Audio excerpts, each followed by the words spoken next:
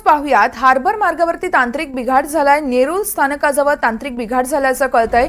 Up आणि down मार्गावरील वाहतूक ही ठप्प झाली आहे। हार्बर मार्गावरती त्यामुळे आता रेल्वे वाहतुकीचा मोठा खोळंबा झाला आहे। सकाळी चाकरमानी सगळे कामावरती जात असतात आणि याच वेळेस आता या चाकरमान्यांना वाहतूक खरं तर ठप्प झाल्यानं नाहक त्रास सहन करावा लागतोय। हार्बर मार्गावरती तांत्रिक बिघाड झालाय। या संदर्भात अधिक माहिती देत आहेत आमचे प्रतिनिधी महेश बागल आहेत आपल्यासोबत। महेश, नेमकं काय घडलंय नेरूळ स्थानकाजवळ?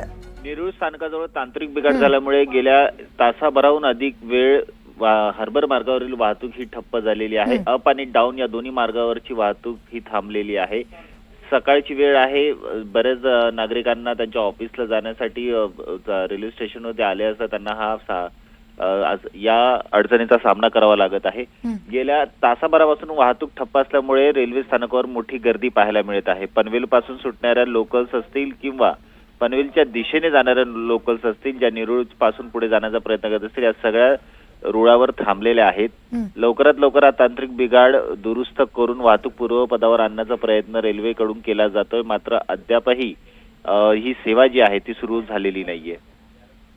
निश्चितच महेश, त्यामुळे आता ही रेल्वे सेवा कधी सुरळीत होते ते बघावं लागेल। खूप खूप धन्यवाद तुम्ही दिलेल्या सविस्तर माहितीसाठी।